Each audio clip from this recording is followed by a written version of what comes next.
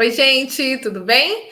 Vamos continuar. Na verdade, estamos partindo para o encerramento da disciplina de políticas linguísticas. Eu sou a professora Daniela Costa e a gente vai falar, então, nesse último módulo, da implementação das políticas linguísticas no Brasil, direitos linguísticos e sua garantia no Brasil.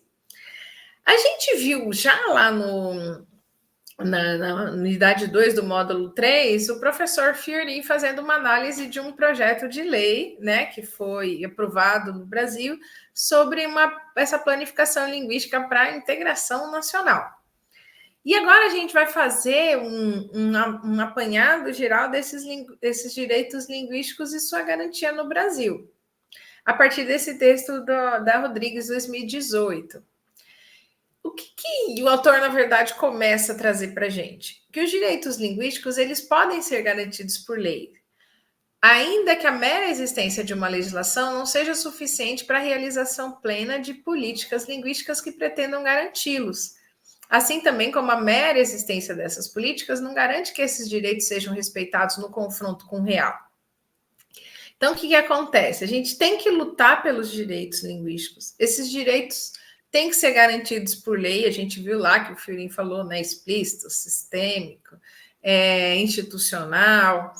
Mas só você ter essa legislação talvez não seja suficiente para a realização plena de políticas linguísticas que pretendam garanti-los, ou que esses direitos sejam respeitados. É só a gente pensar, por exemplo, na Libras, a língua brasileira de sinais.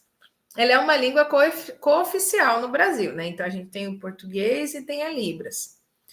E aí, o que são os direitos linguísticos? Por exemplo, que a comunidade surda tenha seus direitos linguísticos preservados. Isso é, ela possa se comunicar na sua língua, ela possa participar da vida pública, né? Mas será que todas as escolas têm intérpretes? Será que todas as organizações públicas têm intérprete? Será que chega lá na Defensoria Pública? Será que chega lá na Energisa? Será que chega lá no posto de saúde da vila? Será que tem intérprete em todo lugar?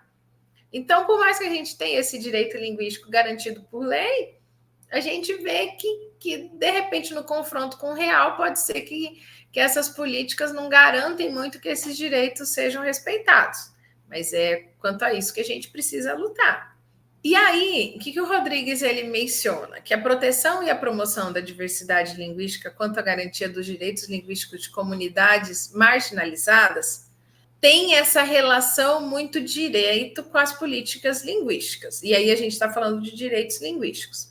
O autor, inclusive, ele prefere usar essa expressão comunidades marginalizadas porque ele vê a margem da sociedade, essas comunidades. Porque se a gente pensar lá no Lagares, quando ele fala em minorias linguísticas, ele fala também que essa minoria ela não é relacionada ao quantitativo de falantes daquela variedade ou daquela língua. Tem mais relação com a língua hegemônica, de ficar mais à margem. Então, por isso que o Rodrigues usa esse comunidades marginalizadas, né, no lugar de minorias linguísticas ou de comunidades minoritárias. E aí ele faz um traçado na América Latina, explicando que na América do Sul, a primeira política linguística, a planificação linguística, aconteceu em 1967, que a Constituição do Paraguai reconheceu o Guarani como língua nacional, ao lado do espanhol. Na verdade, o que acontece? O Paraguai tem uma variedade linguística com línguas indígenas muito massivo, muito frequente. E aí despontou, né, como a primeira legislação que trouxe uma língua indígena cooficial para um país, né? Depois a gente tem Peru, tem Colômbia, a gente tem os outros países que estão se movimentando para isso, né? Mas essa primeira, já em 1967, foi a do Paraguai. No caso do Brasil, o que acontece? Essa promoção e proteção da diversidade linguística, ela tem uma cronologia, se a gente olhar. Então, primeiro, a Constituição brasileira, ela toca o tema. Por que toca? A gente viu lá antes um pouquinho, quando a gente estudou o texto Silva, o texto do Abreu, especialmente, a gente viu a observação que quando falamos em direitos, lá o artigo 5º, né? Direito à vida, direito a estudo, e que todas as formas de preconceito quanto a sexo, etnia, eu não, acho que não tem origem social, e todos os outros preconceitos, né, devem ser combatidos. Isso não fala do preconceito linguístico, não fala em relação à etnia, a sexo e à língua, né? Toca o tema porque fala que é proibido qualquer preconceito. E preconceito linguístico é um preconceito. E aí, isso foi o primeiro, né? Depois disso, em 2002, a gente teve o início da cooficialidade de línguas indígenas ou de línguas de imigração em nível municipal.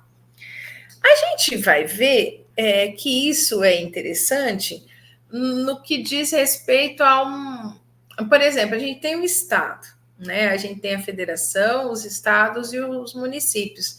Se você pensar o braço do Estado que está mais próximo da população em geral, é o nível municipal, né? Aqui, por exemplo, a gente considera o quê? O nível municipal, em termos de LDB, é quem oferece o ensino fundamental, a educação infantil, é quem cuida, por exemplo, da saúde, dos postos de saúde, né? Daquelas UBS, né? Unidade Básica de Saúde Familiar, né? A gente vai vendo que esse braço do Estado mais próximo da população é o município. Então, a cooficialidade de línguas indígenas ou de língua de imigração acontece muito em nível municipal. A gente vai ver, por exemplo, em Mato Grosso do Sul, a gente tem Miranda com a língua terena de sinais, a gente tem Itacuru com Guarani, né? Então, são cidades que cooficializaram línguas indígenas.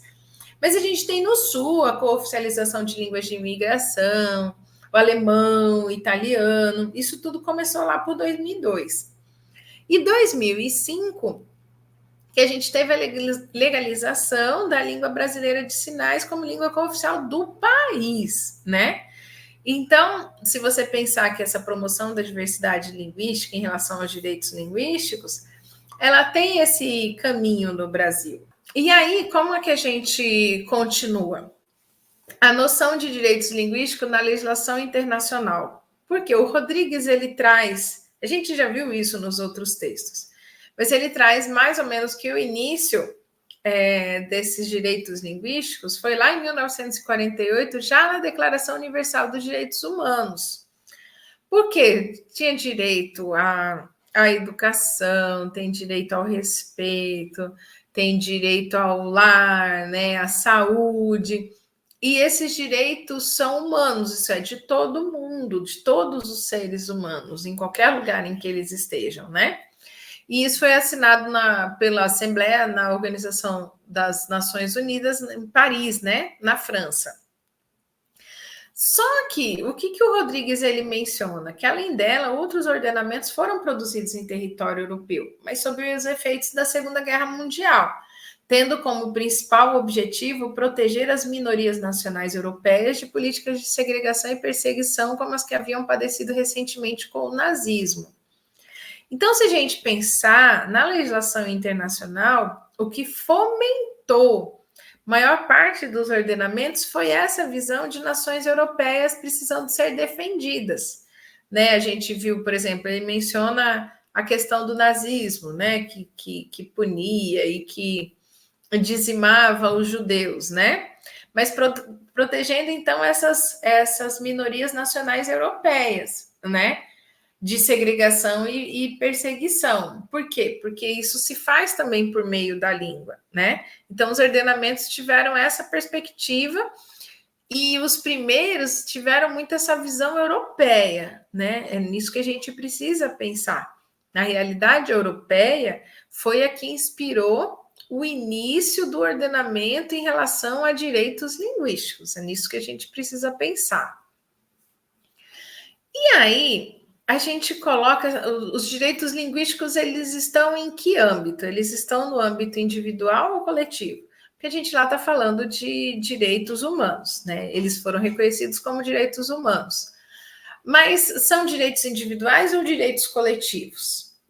Segundo o Hamel, que foi citado pelo Rodrigues, isso tem muita relação com as funções da língua. Se a gente pensar lá no Yelmslev, lá nos antigamente, no prolegômenos, né, para o ensino de língua, a gente tinha o plano da expressão e a comunicação, né? Então, o que eu tenho de expressão? Se eu tenho expressão, eu tenho uma característica que é coletiva, né? Então, como essa coletividade se expressa, como essa língua se organiza, como ela está presente na sociedade, aí eu tenho os direitos linguísticos coletivos. Mas eu tenho a língua como comunicação. Como é que os falantes se comunicam? Como é que eles se expressam, né? Onde ele pode usar a sua variedade, a sua língua. Então, a língua como comunicação está nesse âmbito individual. Então, segundo Hamel, né, que foi citado pelo Rodrigues, a gente pode entender os direitos linguísticos se individuais ou se coletivos a partir dessas duas funções da língua. Na verdade, o que o Rodrigues defende é que os direitos linguísticos eles têm as duas facetas, na verdade. Tem a parte individual e a parte coletiva. Como assim? Os direitos linguísticos eles versam tanto no que diz respeito ao meu direito de me comunicar na minha língua, de me expressar, de entender e de ser entendida, mas também tem relação a defesa dessa língua no espaço. Por exemplo, como é que eu vou poder usar minha língua, me comunicar, ser entendida e entender, se a minha língua, como expressão, ela não tem seu uso assegurado, né? Eu falei, por exemplo, da Libras, né? Como é que a pessoa se expressa por meio da Libras e é entendida se a sua língua não tem um status de reconhecimento naquele espaço? Só que aí a gente lembra lá no início, no primeiro slide, né? Não é porque tem o direito linguístico assegurado por lei que os direitos da língua mesmo, como estatuto social, eles conseguem ser garantidos, né? Mas o Rodrigues defende essas duas faces dos direitos linguísticos, né? Aí ele retoma o Abreu, se a gente lembrar, a gente leu esse texto do Abreu lá no módulo 2, né? Ele fala que o Abreu também tematiza outra interessante questão, que é o fato de os direitos linguísticos que podem ser abordados enquanto direitos das línguas ou enquanto direitos dos grupos linguísticos. Aí você pensa de novo nessa faceta do individual e do coletivo. Por quê? Porque eu posso estar versando sobre os direitos das línguas e eu posso estar versando sobre os direitos dos grupos linguísticos. Então, eu posso estar pensando nos direitos coletivos e nos direitos individuais. O que são os direitos das línguas? A gente já falou mais ou menos sobre isso. O texto menciona, inclusive, o reconhecimento das línguas indígenas, a língua como patrimônio cultural. Você vai, por exemplo, lá no Museu da Língua Portuguesa, né? Mostra como que a nossa língua é diversa, como que ela mostra esse capital material e espiritual da nossa sociedade, né? Então, a defesa da língua, quando eu estiver defendendo a língua, codificando, sistematizando, cooficializando, eu estou falando inicialmente em direito das línguas.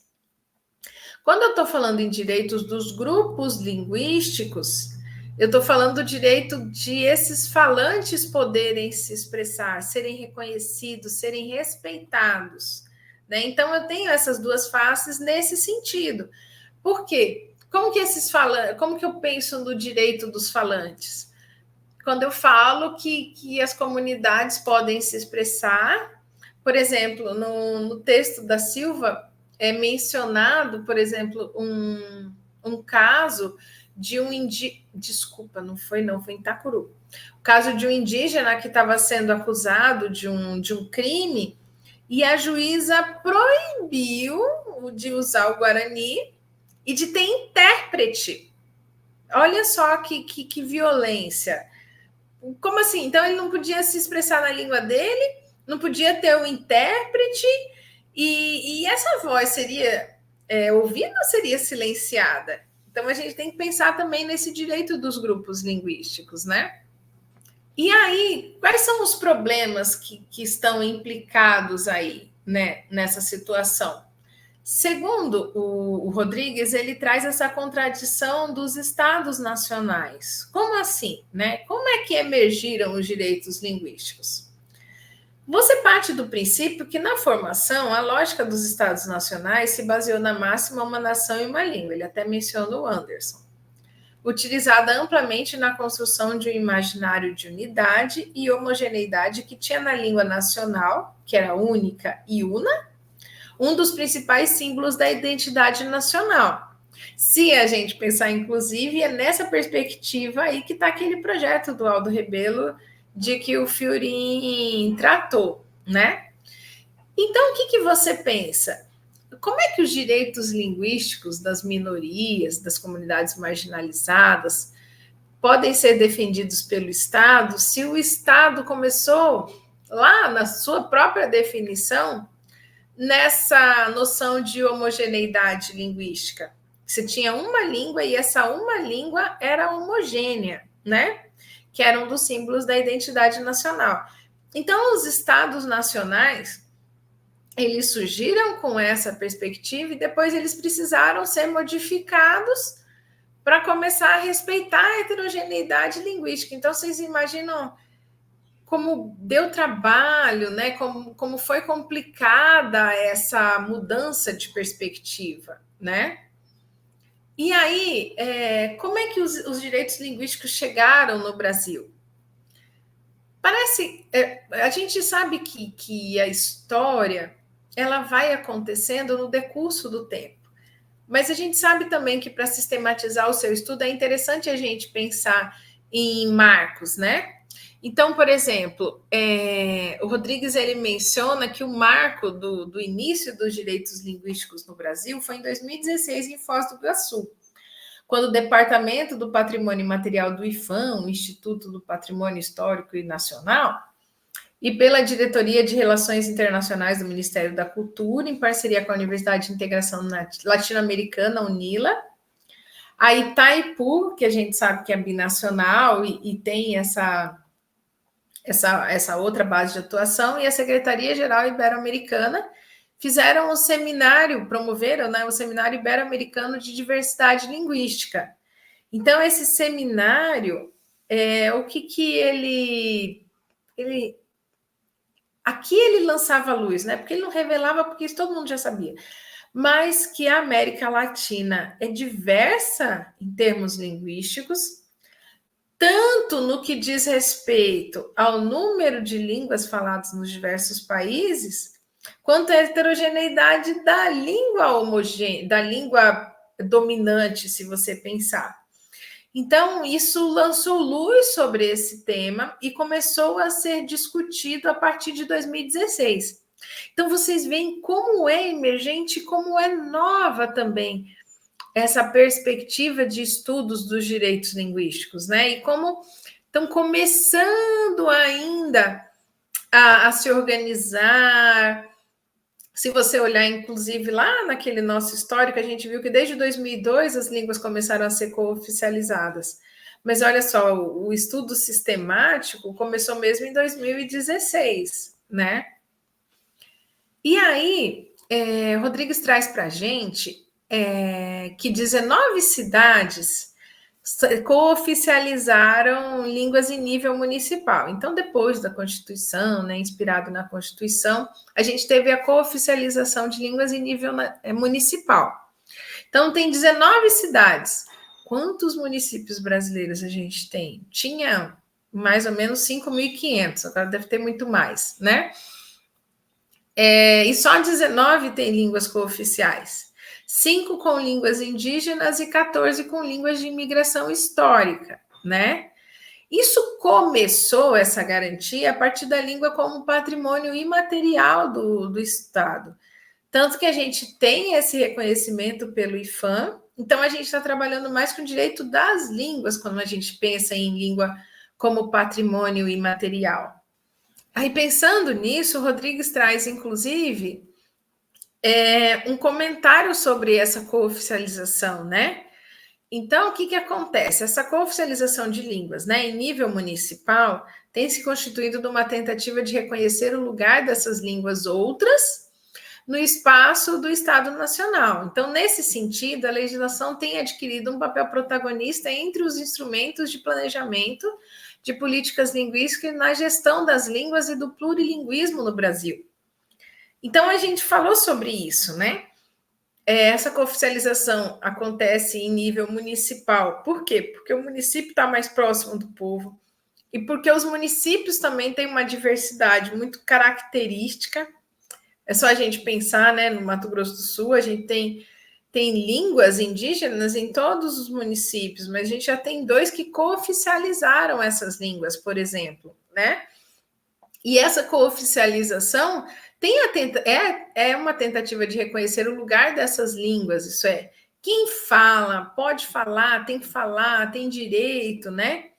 Então, nesse sentido, a legislação é protagonista, porque se a gente pensar lá na planificação linguística, a gente viu que é uma questão de intervenção e que é institucional. Então, o Estado tem esse papel protagonista mesmo, a partir da legislação. E aí, o que tem isso? A gestão das línguas.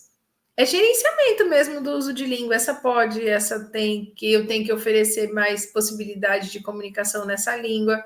E pensando nesse plurilinguismo, que é característico do Brasil. A gente viu que não é só dele, mas é também dele, né? E aí, o que o Rodrigues faz? Eu trouxe essa tabela, ela tá pequenininha, mas vocês têm no texto ela bem maior, né? Então, ele mostra lá a cooficialização em nível municipal. Então, ele traz lá os 5 aqui, que são as línguas indígenas, né? São Gabriel da Cachoeira, olha lá, Tucano, Ingatu e Baniva. Lá em São Gabriel, a gente sabe que o tronco tupi é muito forte e esses outros. E a importância do reconhecimento, porque a gente tem a presença massiva de indígenas, especialmente nesse município, e até 2002 eles não tinham as suas línguas cooficializadas, né? Tacuru, Guarani, olha lá, que a gente mencionou em 2010, ó, Tocantins, mas Roraima, com 2 municípios lá que oficializaram o Macuxi e o Apixana. Mas olha só, a gente tem também as línguas de imigração, ou o pomerano no Espírito Santo ali. Aí vocês têm aqui também, olha lá, o taliã, que é uma variedade também de imigração, os de alemão, olha lá embaixo em Antônio Carlos. Então, o que você vê? Esses municípios se movimentando e a diversidade de línguas na diversidade de municípios. Você podia até separar por isso, onde estão as línguas indígenas, onde estão mais as línguas de imigração, porque é importante a gente pensar que se a legislação defendeu, é porque isso é muito forte naquela localidade, né? E aí a gente começa a ver o que é forte numa localidade, o que não é na outra, e aí vai vendo a origem dessa diversidade também, né? E o lugar, o papel desses falantes nessas sociedades, especialmente, né? Então, segundo Rodrigues lá, se por um lado a noção de direitos linguísticos tem sua origem e sua difusão a partir do continente europeu, e se por outro lado, nessa origem, encontra-se uma relação direta com as formas de controle do Estado Nacional sobre as minorias marginalizadas, não podemos desterritorializar essa noção sem reterritorializá-la. O que é essa reterritorialização? É território. Reterritorialização. O que é isso? É a gente começar a trazer para o nosso espaço, por isso que é trazer para o nosso território essa discussão. Porque a gente precisa lembrar lá, o Rodrigues mencionou um pouquinho antes, que isso tem a ver, teve seu início com o continente europeu e uma forma do controle do Estado sobre essas minorias. Por quê? Porque o Estado lá visava controlar esses falantes também, né? Permitir o seu uso em determinados espaços, tinha a perspectiva de defender, mas tinha a perspectiva de documentar, de controlar. Mesmo porque uma das discussões nas políticas linguísticas tem a ver com isso. Por exemplo, eu vou oficializar uma determinada língua, mas qual variedade dessa língua vai ser cooficializada? Isso tem essa relação também de controle, né? Eu vou escolher uma dentre as variedades daquela língua que eu vou cooficializar, né? Que eu vou codificar lá. A gente viu sobre codificação. E isso a gente precisa reterritorializar essa discussão, porque a gente precisa trazer para o nosso lugar. Será que para a realidade da América Latina, será que para a realidade do Brasil, essa forma produtiva, é eficiente?